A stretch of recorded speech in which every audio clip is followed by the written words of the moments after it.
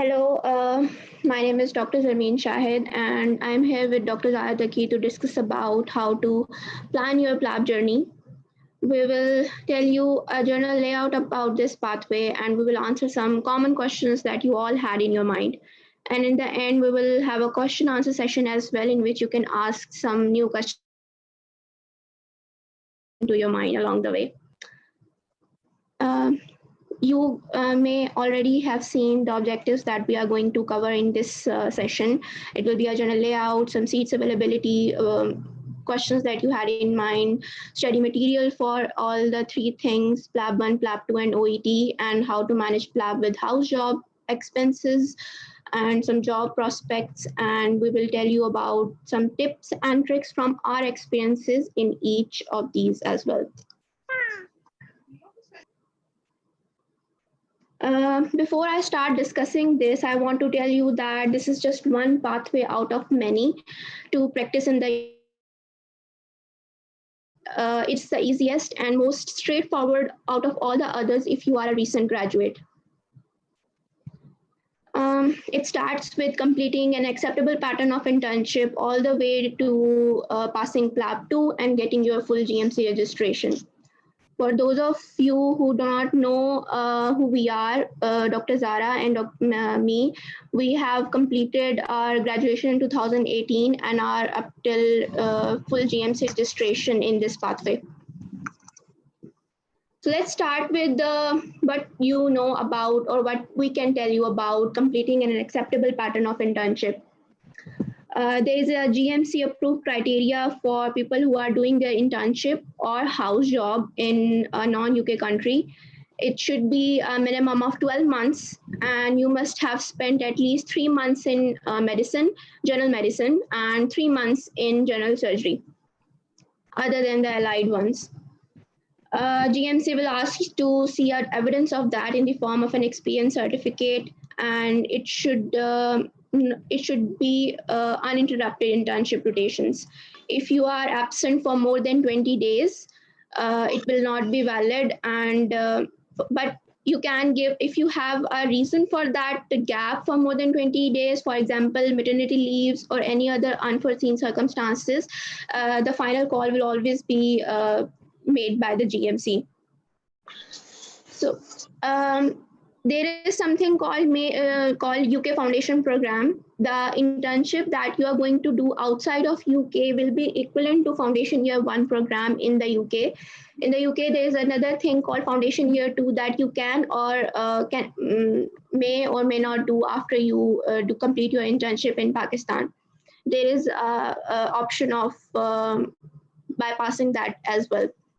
After completing your foundation year competencies, only then you can go into a training program or what we call a residency program in the UK.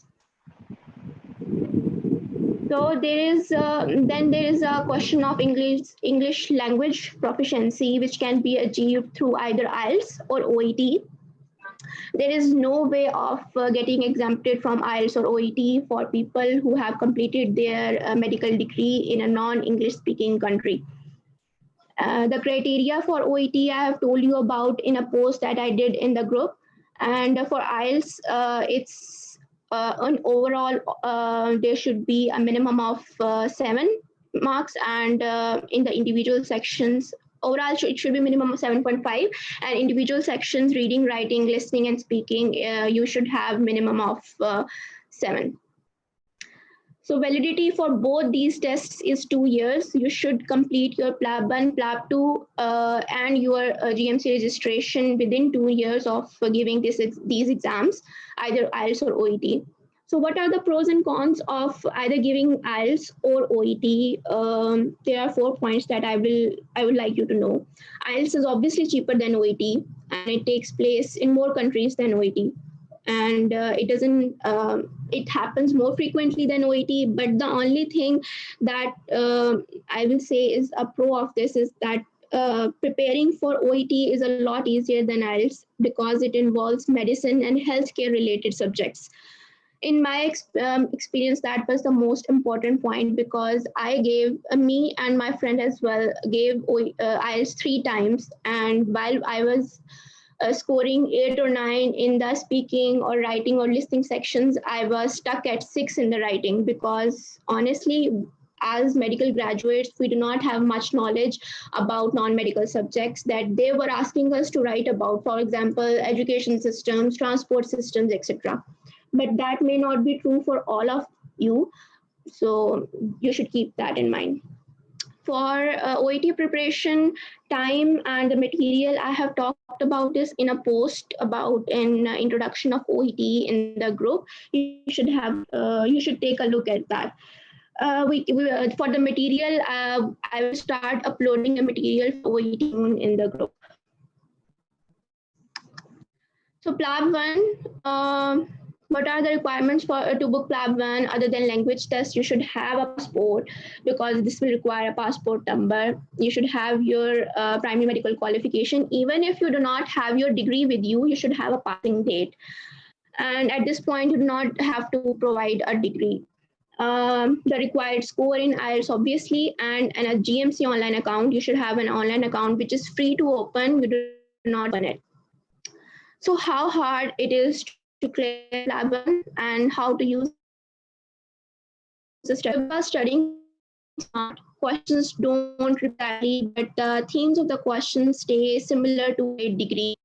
And one thing I would like to point out here, don't go crazy and try to cram every resource out there other than Plabbable, PlabKeys.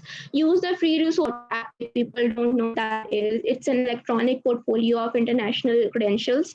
It is actually the same one that is used by the USMLE for US as well. It's the electronic portal with which ECFMG will ensure that all the paperwork that you have submitted regarding your primary medical qualification is legitimate. And they will send this verification to the GMC. When why it is needed, I've told you it is needed for your GMC registration only, not for your PLAB 1, not for your PLAB 2. Okay? Then there is a question of when should you do it. You should do it ideally while you are waiting for your PLAB 2 results, because after your PLAB 2 results are out, you're going to have to begin your GMC registration. Note that the EPIC verification will not expire on itself, but there is a document called EPIC report that is sent to the GMC, and it only stays with the GMC for only 1 year. So if you haven't applied for GMC registration, you will have to resend it, which will cost you an extra $50. So the cost of this OET, IELTS, PLAB 1, PLAB 2, and EPIC verification, this will be discussed by Zara. So how much time does it take to get your degree verified? It actually depends upon how quickly your university responds to ECFMG online queries. Usually they communicate to your university through email. For us, we graduated, me and my friend, we graduated from Foundation University, Islamabad. It only took us 2 weeks. So the next thing to discuss here is PLAB 2. What is the pattern? The pattern is discussed by Zara in the post that on the FB, and take a look at that. One thing I would like to mention here is that initially there were 18 stations, but due to COVID, they have reduced the stations to 16 to reduce the number of candidates in one settings. What is the role of academies in all the preparation of PLAB 2? No individual academy is either good or bad than the other.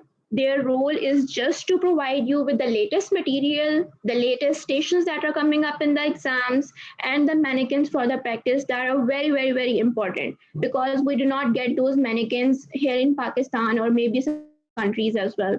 So, and the last thing they provide is the mock tests. Mock tests are conducted by the previous PLAB 2 candidates who have passed their exams, and they provide you with the exam settings, and you can practice how to perform in the exam like that. So how to prepare for it?